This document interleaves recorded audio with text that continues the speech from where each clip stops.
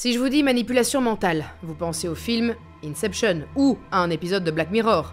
Pourtant, il fut un temps où tout ça n'avait rien d'une fiction. En 1963, Linda McDonald se réveille dans un corps qu'elle ne reconnaît pas.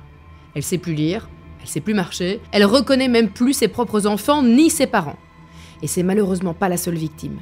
Derrière ces vies brisées, il y a un programme secret, financé par le gouvernement américain et supervisé par la CIA, le MK Ultra. Son objectif était simple, explorer toutes les méthodes possibles pour prendre le contrôle de votre esprit, sans que vous ne vous en rendiez compte. Et pour ça, tous les moyens étaient bons. Électrochoc, isolement, hypnose, drogue hallucinogène, privation de sommeil, le tout jusqu'à broyer totalement votre identité. Dans cette vidéo, vous allez entendre les témoignages glaçants de ceux qui peuvent encore parler et découvrir l'un des projets les plus terrifiants jamais menés au nom d'une peur qui dépassait la raison.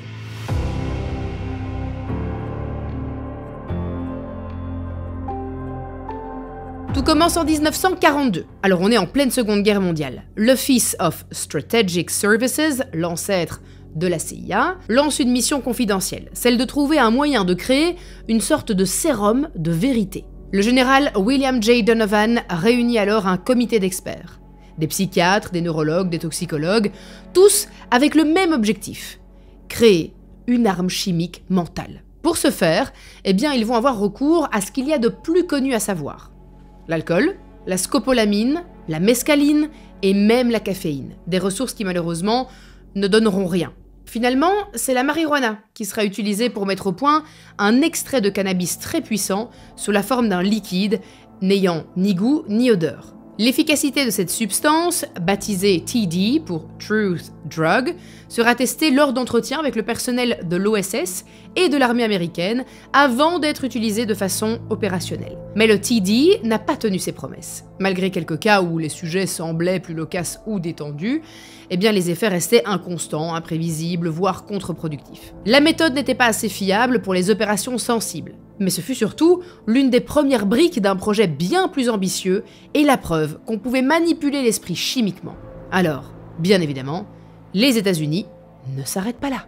En 1947, la marine américaine lance le projet Chatter, un nouveau programme centré sur l'utilisation de drogue dans les interrogatoires afin de développer un véritable sérum de vérité qui, lui, serait capable de briser les résistances psychiques sans recourir à la torture physique. Super.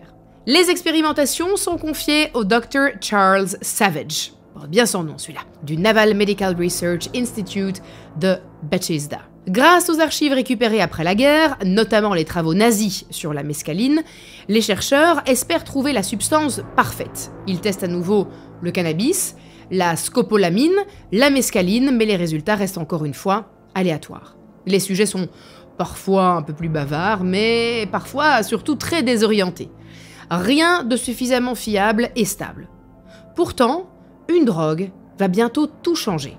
Alors pour ça, il faut d'abord faire un petit retour en arrière, en 1938, dans les laboratoires Sandoz, en Suisse. Un chimiste, du nom d'Albert Hofmann, travaille sur des dérivés de l'ergot de seigle. C'est un champignon parasite bien connu pour ses propriétés toxiques, mais aussi médicinales. Il doit synthétiser de nouveaux composés pour traiter les problèmes circulatoires et respiratoires. Et c'est dans ce cadre qu'il met au point une substance appelée LSD 25. Mais à l'époque, la molécule ne présente rien d'exceptionnel. Donc elle est mise de côté, puis classée dans les méandres des tests ratés. Jusqu'en 1943, 5 ans plus tard, Albert Hofmann décide de reprendre ses recherches sur le LSD 25. Il en manipule une petite quantité, sans prendre de précautions particulières, puisque, a priori, la substance ne présente rien d'exceptionnel. Et là, quelque chose d'étrange se produit. Il commence à se sentir un peu bizarre, étourdi. Il rentre chez lui et il note des sensations inhabituelles, comme s'il avait basculé dans un monde irréel. 3 jours plus tard, le 19 avril 1943, il décide de reproduire l'expérience volontairement cette fois. Et il avale, attention tenez-vous bien, 250 microgrammes de LSD, ce qui pour lui est une dose assez faible, alors qu'en réalité, il s'agit d'une quantité massive. Très vite, les effets commencent à se faire sentir. Alfred est pris de vertige, d'anxiété, de perception du monde complètement déformée. Il panique un peu, alors il va demander à l'un de ses assistants de le raccompagner chez lui en vélo, et en pleine guerre, et surtout en plein délire. Donc ce trajet à vélo deviendra légendaire. À travers les rues de Bâle, les couleurs se distordent, les sons sont amplifiés. Albert a la sensation que le temps s'étire ou se plie. Hoffman dira plus tard qu'il avait l'impression que tout autour de lui ondulait et fondait comme dans un miroir déformant. Arrivé chez lui, il s'allonge, persuadé qu'il est en train de devenir fou, mais peu à peu, l'angoisse laisse place à une euphorie étrange, une forme de lucidité hors norme. Et quand les effets redescendent, il s'en rend enfin compte. Il vient de découvrir une molécule qui ouvre littéralement les portes de la perception. Ce jour-là deviendra officiellement le Bicycle Day, un jour commémoré par les psychonautes du monde entier comme étant le premier trip sous acide volontaire de l'histoire. Mais Albert Hoffman n'imagine pas encore à quel point sa découverte va échapper au domaine scientifique pour basculer dans les mains du renseignement. Dans les années qui suivent, le LSD commence à intriguer bien au-delà des labos. Des psychiatres l'expérimentent dans des contextes thérapeutiques, certains y voient un outil pour traiter la schizophrénie, d'autres pour provoquer des révélations spirituelles. Et très vite, la CIA, fraîchement créée pour structurer les renseignements face à une URSS de plus en plus menaçante, s'y intéresse fortement. Alors en 1947, quand la marine américaine lance le projet Chatter, le docteur Charles Savage décide de se pencher sur ce composé encore peu connu. Et les effets, eh bien, ils sont prometteurs. Certains sont submergés par des émotions intenses, d'autres perdent toute notion du temps ou de la réalité, mais là encore, les effets sont trop instables pour un usage en contexte opérationnel.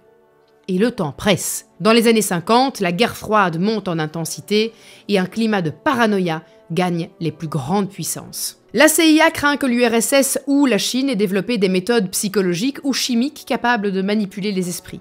Des rumeurs circulent sur des techniques soviétiques de lavage de cerveau utilisées sur des prisonniers américains pendant la guerre de Corée. Plusieurs soldats américains rentrent au pays transformés. Certains tiennent désormais des discours pro-communistes. D'autres avouent des crimes de guerre qu'ils n'ont sans doute jamais commis, mais pour les autorités américaines, ces comportements ne peuvent s'expliquer que d'une seule façon. Leurs ennemis ont mis au point une technique avancée de lavage de cerveau. Ce phénomène, eh bien, il sera appelé la brainwashing panic. Des documents déclassifiés montrent que la CIA a réellement cru que l'URSS et la Chine maîtrisaient des procédés de manipulation mentale, mêlant drogue, hypnose et torture psychologique. Malheureusement, eh bien, tout ça n'est qu'une mauvaise interprétation. Oui, il y a eu des formes d'endoctrinement et de propagande brutale dans certains camps de prisonniers, mais aucune preuve sérieuse n'a jamais démontré l'existence d'une méthode fiable permettant de reprogrammer totalement un individu. Pourtant, eh bien, la CIA, elle y croit dur comme fer et décide de rattraper ce retard à tout prix. Le projet Chatter est abandonné au profit d'un autre, le projet Bluebird. Une initiative plus ambitieuse avec pour objectif de créer un programme de manipulation mentale avancé capable de contrôler un individu sans qu'il en ait conscience. Avec ce nouveau projet, eh bien, la CIA veut savoir s'il est possible d'effacer des souvenirs, d'induire de fausses identités, de forcer un comportement contre la volonté du sujet ou même de déclencher un assassinat sans que la personne ne s'en souvienne. Ils veulent créer une arme humaine, une sorte de robot psychique programmable et sans aucun état d'âme. Un agent secret froid et sanguinaire. Eh bien, pour y parvenir, ils recrutent, ou plutôt capturent leurs premiers cobayes. Des espions suspectés, des politiques, des prisonniers de guerre, des patients psychiatriques, parfois même des simples civils. Et je peux vous le dire, eh bien les méthodes sont brutales. On leur injecte des drogues expérimentales, on les plonge dans l'hypnose, on les prive de sommeil pendant plusieurs jours, certains sont enfermés dans des caissons insonorisés, mais très vite, la CIA se rend compte que Bluebird est trop brouillon.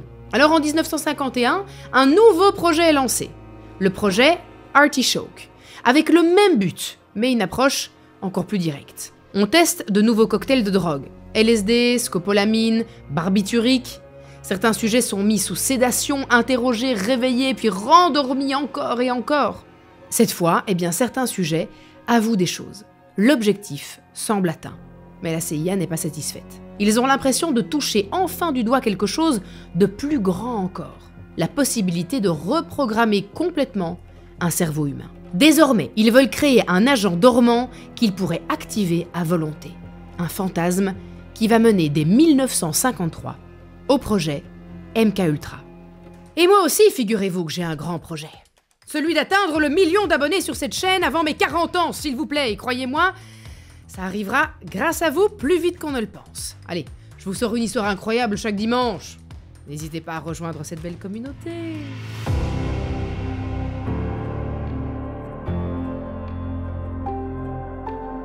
Sous la direction de Sidney Gottlieb, biochimiste en chef de la CIA, le projet MKUltra est officiellement lancé le 13 avril 1953. Cette fois, l'agence gouvernementale veut aller beaucoup plus loin que Bluebird et Artichoke. Désormais, il ne s'agit plus seulement de faire parler un prisonnier ou de manipuler un espion. Il s'agit de comprendre et dominer le cerveau humain jusqu'à pouvoir l'éteindre, le formater et le reprogrammer. Et pour réussir leur mission, la CIA a carte blanche et peut allouer autant de ressources qu'elle juge nécessaires sans rendre de compte au Congrès ni à aucune autorité indépendante à l'époque. Les premières expériences officielles peuvent désormais être lancées. Et pour cela, la CIA va s'appuyer sur un laboratoire en particulier, le Fort Detrick. C'est un complexe militaire ultra secret situé au nord de la ville de Frederick, dans le Maryland, connu pour ses recherches en guerre biologique. Et vous en avez peut-être déjà entendu parler puisque c'est aussi ce laboratoire qui a été accusé par la Chine en 2020 d'être à l'origine de la Covid-19. Mais il va aussi et surtout devenir le théâtre des premiers tests du projet MKUltra. Là-bas, on manipule des agents pathogènes, des gaz toxiques, des drogues expérimentales et parfois des êtres humains. Parmi les premiers à en faire les frais, il y a Frank Olson, un biochimiste civil affilié à l'armée. En 1953, un séminaire de 3 jours est organisé dans une cabane à Deep Creek Lake, dans l'ouest du Maryland. Un séminaire auquel participe Frank. Lors de la soirée du 19 novembre, une réunion informelle est organisée. Sidney Gottlieb, alors responsable du programme, fait verser discrètement une dose de LSD dans une bouteille de Cointreau. À l'exception de Sidney et de son adjoint qui a versé le composé dans la bouteille, tous les chercheurs de la division des opérations spéciales sont invités à en boire un verre, avant que Gottlieb ne leur révèle la nature de l'expérimentation en cours. Frank Olson montre rapidement des signes préoccupants de paranoïa. Il est pris d'hallucinations, de confusion mentale et peu à peu, il perd pied. Il confie à ses proches qu'il ne se sent plus lui-même, qu'il se sent surveillé, qu'il voit des choses. Après que les effets du LSD se soient dissipés, son état, lui, continue d'empirer. Il ne dort plus, parle de vouloir quitter son poste et raconte même à un collègue qu'il ne supporte plus ce que le programme est devenu. Alors la CIA décide de l'envoyer consulter un médecin, un psychiatre affilié à l'agence. Envoyé à New York, Frank Olson est accompagné par Robert Lashbrook, l'adjoint de Sidney Gottlieb. L'état de santé mentale de Frank ne s'améliore pas. Il continue de parler de trahison, de conscience, et dans la nuit du 28 au 29 novembre 1953, il va commettre l'irréparable. D'après Robert Lashbrook, Frank Olson aurait commis l'irréparable parce qu'il souffrait de dépression et qu'il n'avait pas supporté les effets du LSD. Mais cette version est vite remise en question. Le corps de Frank est recouvert avec des blessures qui n'ont absolument rien à voir avec le geste qu'il a commis envers lui-même. Ses enfants diront plus tard que Frank Olson voulait quitter la CIA, qu'il parlait d'un programme incontrôlable et surtout qu'il envisageait de témoigner. En 1994, son corps est exhumé. L'autopsie révèle un traumatisme crânien antérieur à la chute. Autrement dit, Frank Olson aurait été frappé avant qu'un tiers ne le pousse du balcon. Son histoire deviendra l'un des premiers scandales liés au MKUltra. Et Frank Olson n'est pas un cas isolé. D'autres réunions informelles sont organisées dans les années 50 avec des cocktails trafiqués. Mais rapidement, ces expérimentations sortent des cercles fermés de la CIA. Dans des dizaines d'institutions à travers les États-Unis et même au Canada, des tests sont lancés, parfois sans même que les médecins ou les chercheurs impliqués n'aient conscience de participer à un programme top secret. Dans les hôpitaux psychiatriques et les facultés de médecine, des patients sont utilisés comme cobayes. On leur injecte du LSD, parfois à doses répétées, on les plonge dans des comas médicamenteux, dans des états d'hypnose prolongés, dans des pièces sans fenêtres, entièrement blanches, sans son ni aucun objet. Ou à l'inverse, dans des chambres qui sont saturées de lumière clignotante, des bruits stridents et des messages diffusés en boucle pendant des heures, le tout sans jamais avoir eu le consentement des sujets. Parmi les cas les plus terrifiants figure celui de Linda McDonald, une patiente canadienne internée pour dépression postpartum à l'Institut Allen Memorial de Montréal. Dirigé par le docteur Donald Ewan Cameron et financé par la CIA à travers des subventions détournées, l'établissement devient l'un des principaux sites d'expérimentation du programme MKUltra. Linda subit des électrochocs à haute intensité, à raison d'1 à 2 fois par jour, des comas médicamenteux prolongés allant jusqu'à 20 jours consécutifs. Elle dit ceci: « 1 mois seulement après mon admission, je suis devenue un cobaye comateux au service Nord 2 de l'unité du sommeil de l'Institut. Pendant 2 mois et 13 jours, j'ai vécu dans un état de coma constant, soit 73 jours de sommeil provoqués par des barbituriques. En parallèle, j'ai subi 109 électrochocs, en plus de fortes doses de drogues psychotropes. On envoyait 150 volts dans mon cerveau, 6 fois de suite. On attendait quelques heures, puis on recommençait. On lui administre régulièrement du LSD et on la soumet à des séances de reprogrammation auditive dans lesquelles des centaines de messages de haine sont diffusés en boucle pendant des heures alors qu'elle est complètement inconsciente. Après plusieurs mois de traitement, Linda n'a plus aucun souvenir de sa vie d'avant. Elle ne se souvient plus de son nom, elle ne sait pas qui est son mari, elle ne sait même pas qu'elle a des enfants. Elle ne sait plus marcher, ni parler, ni même aller aux toilettes seule. Sa mémoire a été complètement effacée. Même des décennies plus tard, elle garde des séquelles profondes. En 1992, elle a déclaré lors d'une interview qu'elle ne pouvait toujours pas lire un livre, son cerveau décrochant après quelques pages. Et elle n'est même plus capable de retenir quoi que ce soit. Les expérimentations sur la manipulation mentale s'étendent même aux universités. Les détails précis sur la manière dont les participants sont recrutés ne sont pas très clairs. Mais on sait qu'ils avaient recours à des publicités sur des programmes d'études sur le stress, de recherche sur le sommeil ou d'expériences cognitives. Les étudiants volontaires pensaient participer à des expériences psychologiques classiques. Mais une fois en salle, on leur injectait à eux aussi des doses de LSD, parfois massives, sans les prévenir. Toutes les réactions étaient soigneusement documentées, filmées et décortiquées pour détecter le point de rupture. Très vite, une hypothèse germe au sein du programme. Certaines catégories de population seraient plus réceptives à la manipulation mentale. Une population serait plus malléable, plus facile à briser et à reprogrammer. Vous l'avez compris, on parle, malheureusement, des enfants. Leur cerveau n'est pas encore totalement formé.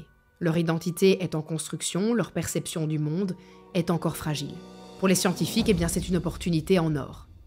Alors après les hôpitaux psychiatriques et les universités, eh bien, ce sont désormais les pensionnats religieux, les centres d'accueil pour orphelins et même certains établissements spécialisés pour enfants autochtones qui deviennent les nouveaux terrains d'essai. Au Canada, l'Institut Allen Memorial est directement relié à plusieurs pensionnats catholiques. Des transferts d'enfants sont donc organisés parfois sans consentement parental et surtout sans aucune trace officielle.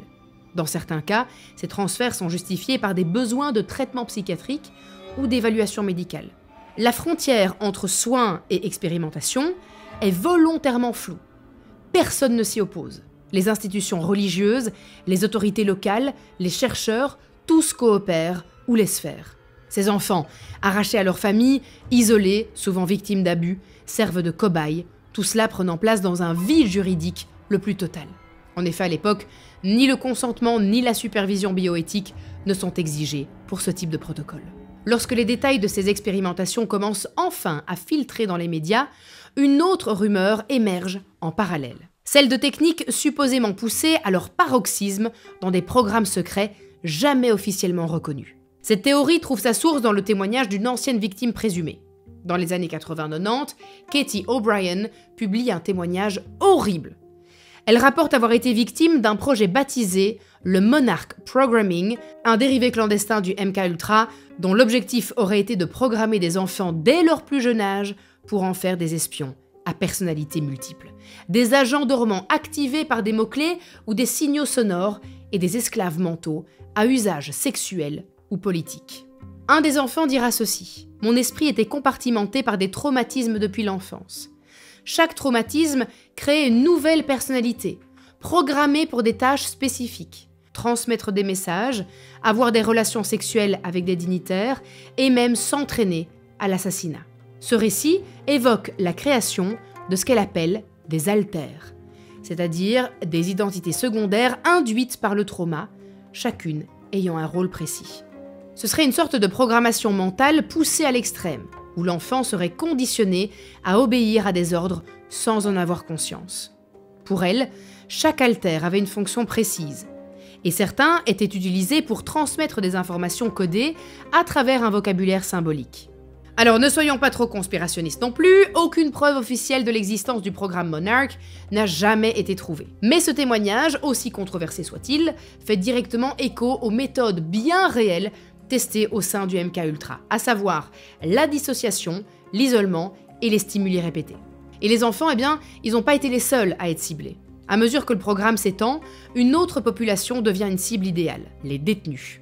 Comme les enfants, ils sont invisibles, sans voix, sans recours et surtout sans personne pour les protéger. En plus de ça, la prison offre un cadre encore plus verrouillé, il n'y a pas de famille à contacter et pas de journalistes dans les couloirs. Tout se fait sous couvert d'expérimentation médicale ou de traitement à des détenus qui n'ont plus rien à perdre. Plusieurs prisons américaines deviennent ainsi des laboratoires clandestins. On leur propose des réductions de peine ou des traitements contre leur dépendance. À Lexington, dans le Kentucky, des détenus toxicomanes reçoivent des doses massives de LSD, parfois pendant plus de 70 jours consécutifs. À Vacaville, en Californie, certains témoins parlent d'un dressage chimique. Les prisonniers sont récompensés avec des doses d'héroïne en échange de leur participation aux expériences ou pour avoir montré une obéissance parfaite sous influence. L'idéal, c'est de provoquer des comportements automatisés, sans conscience, avec des ordres programmés dont le sujet ignore complètement l'origine. Mais malgré l'ampleur du dispositif, les résultats restent encore mitigés. Certains cobayes obéissent sous influence, les souvenirs peuvent être altérés, des comportements peuvent être déclenchés artificiellement, mais jamais encore de façon totalement fiable. Il y a encore beaucoup trop d'imprévus, et surtout, trop de regards. Même en prison, les protocoles peuvent finir par être repérés, dénoncés, voire stoppés si quelqu'un venait à les découvrir. Alors pour aller plus loin, la CIA décide de s'affranchir de toute contrainte et de déplacer ses expériences là où personne ne viendra jamais poser de questions.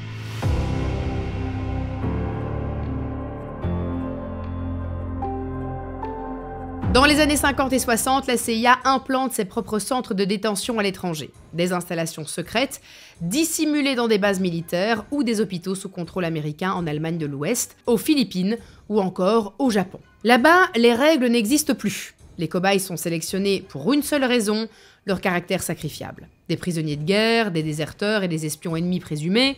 Certains sont arrêtés sans procès, d'autres transférés d'un camp à un autre, sans qu'on ne leur dise jamais rien. Parfois, on leur fait croire à un transfert médical. Parfois, on leur promet un traitement, une libération anticipée, ou même un simple interrogatoire de routine. Mais une fois sur place, les amis, eh bien, ils sont isolés. Et dans ces centres de détention secrets, il n'y a ni avocat, ni témoin, et surtout, aucun retour possible. Comme à chaque fois, ils sont tout d'abord placés en isolement. Et le traitement se répète. Officiellement, ces programmes n'existent pas, et ceux qui en sortent, s'ils en sortent, n'ont plus aucun moyen de raconter ce qu'ils ont vécu. Malgré les séquelles irréversibles, les hospitalisations, les états végétatifs provoqués par certaines doses, la CIA ne ralentit pas. Désormais, elle veut s'attaquer à une autre cible. Une cible bien plus stratégique à ses yeux. Les militaires. Ils représentent en fait un double enjeu pour le MKUltra. Ils sont à la fois des sujets accessibles, car sous contrôle hiérarchique, et des ressources très utiles à reprogrammer. Alors dans les années 60, plusieurs bases américaines deviennent des terrains d'essais clandestins.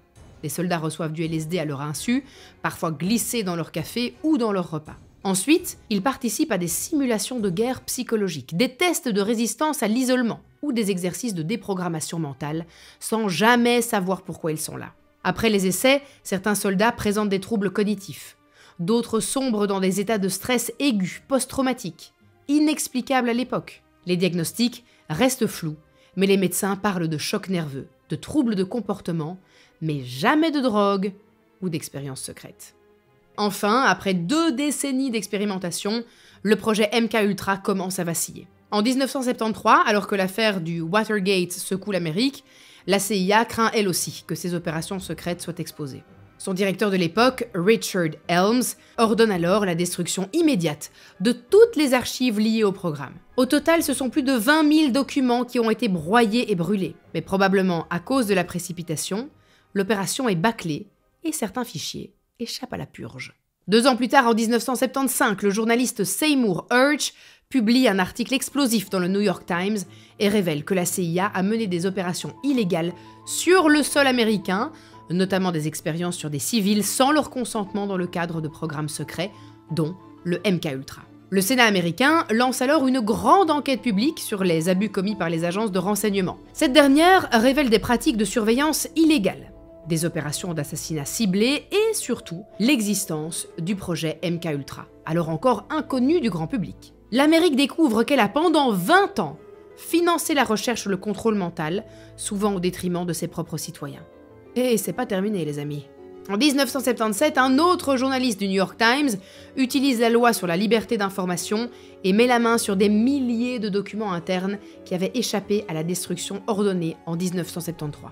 Ces documents confirment l'ampleur réelle de MKUltra.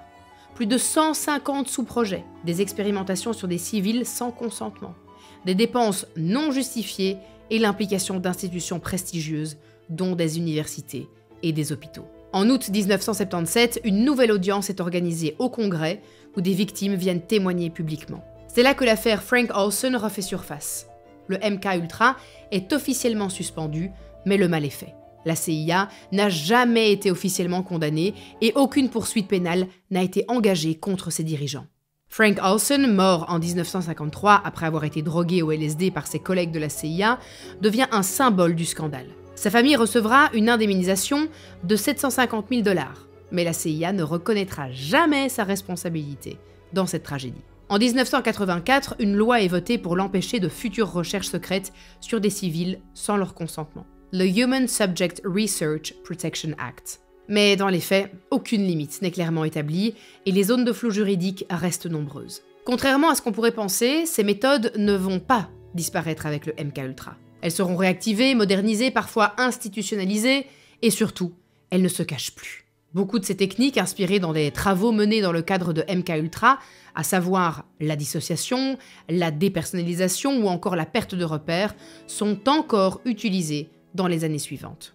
À Guantanamo Bay, à Cuba, dès 2022, les chargés d'interrogatoire de prisonniers suspectés de terrorisme utilisent les Enhanced Interrogation Techniques, validées à l'époque par l'administration Bush. Les méthodes employées sont familières, privation de sommeil jusqu'à 180 heures, simulation de noyade, posture douloureuse maintenue et isolement extrême, parfois pendant des semaines.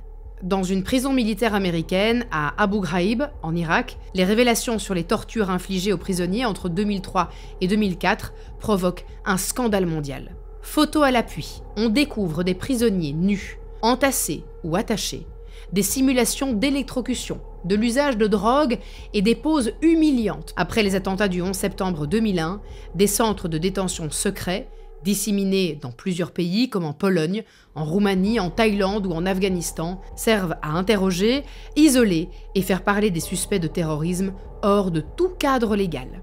Les suspects y sont drogués, torturés et interrogés sans aucune limite. Ces pratiques ont été reconnues officiellement dans le rapport du Sénat américain de 2014 sur les détentions secrètes. Là encore, on retrouve les mêmes mécanismes. Le vocabulaire a changé, mais pas les méthodes.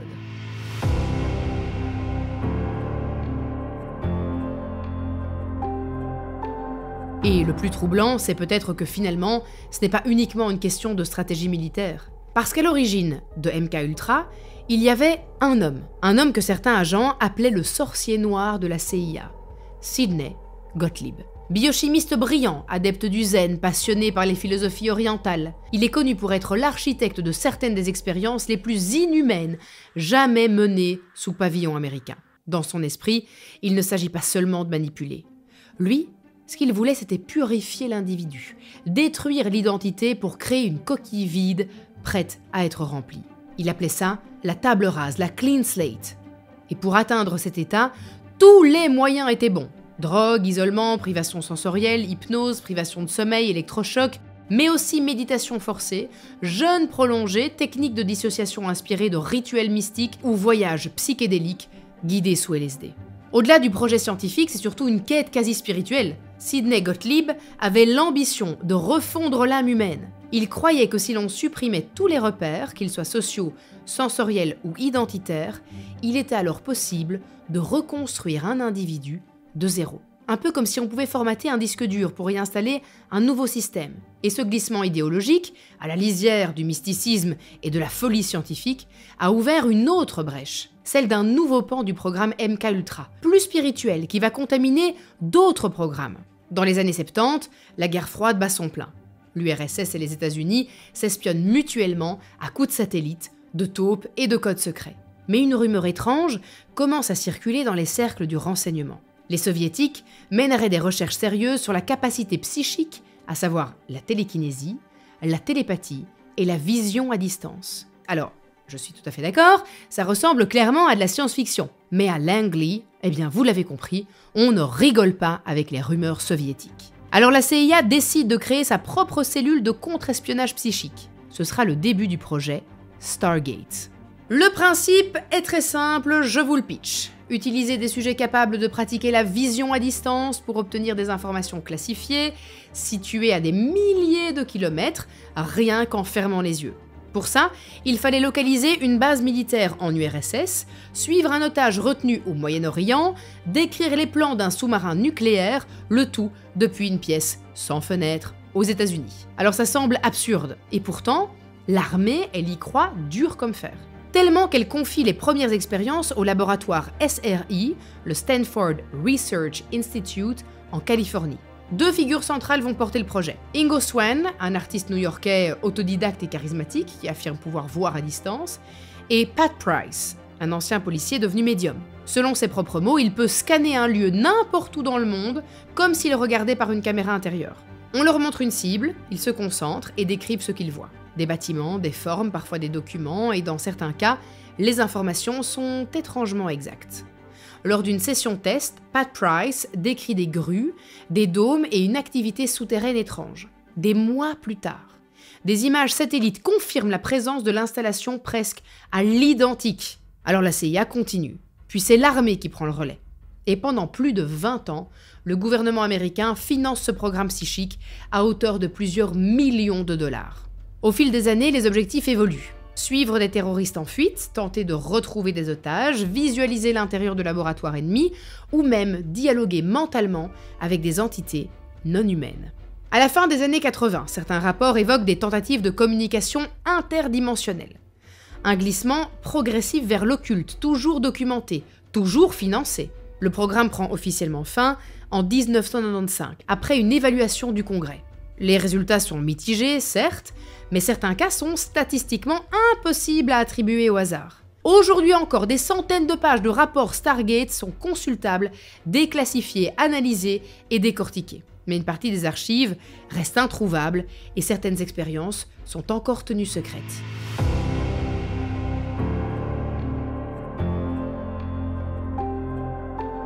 Certaines idées ont survécu non pas dans un laboratoire militaire, mais dans la lumière des innovations technologiques. Parce que l'héritage de MKUltra ne se limite pas à la torture chimique ou à la vision à distance. Il a laissé une idéologie, celle de la piste du contrôle mental. Et cette idéologie, d'autres l'ont reprise. Dans les années 2000, la DARPA, l'agence américaine de recherche militaire, finance des projets d'implants neuronaux pour améliorer les performances cognitives des soldats, contrôler le stress, stimuler la mémoire et modifier les réactions émotionnelles en temps réel. Le tout à l'aide d'interfaces qui relient directement le cerveau à un appareil électronique. Là, je vous vois venir.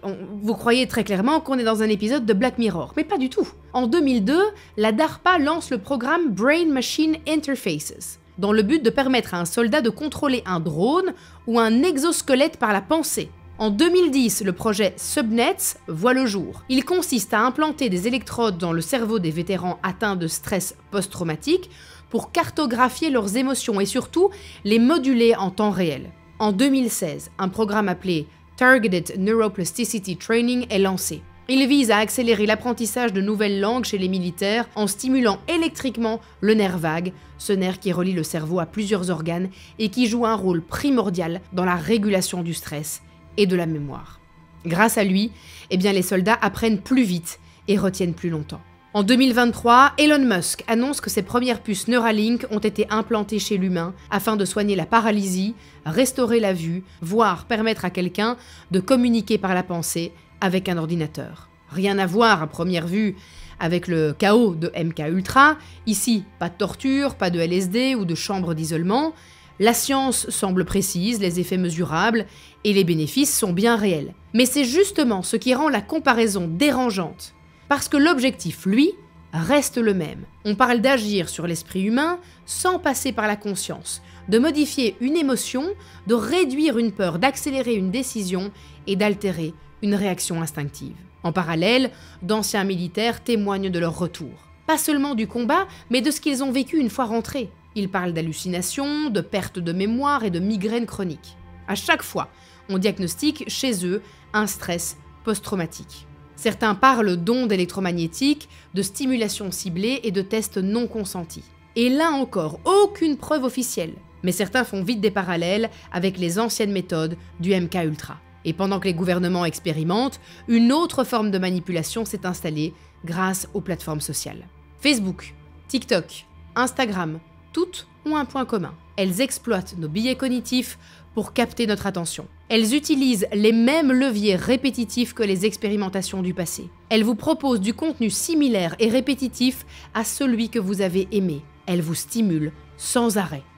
Elles vous font perdre la notion du temps et de l'espace. Elles vous font faire des choix, des achats, des actions, et elles vous déconnectent complètement de la réalité. Elles vous empêchent d'avoir de la nuance, vous empêchent d'avoir un esprit critique. Tout est blanc ou noir, mais plus rien n'est gris. Le like devient un microstimulus de dopamine, l'algorithme modifie nos comportements sans qu'on ne s'en rende compte. Pas besoin de LSD, pas besoin de chambre blanche insonorisée, il suffit d'une interface bien conçue et d'une IA bien entraînée. Alors est-ce que le MK-Ultra est terminé? Sur le papier, oui.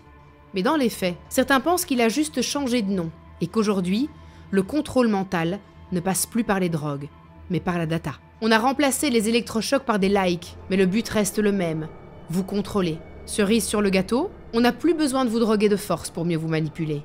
On a appris à vous rendre volontaire. Et si ce genre d'histoire passionnante vous intéresse, allez voir ma vidéo sur les secrets les mieux gardés de la zone 51.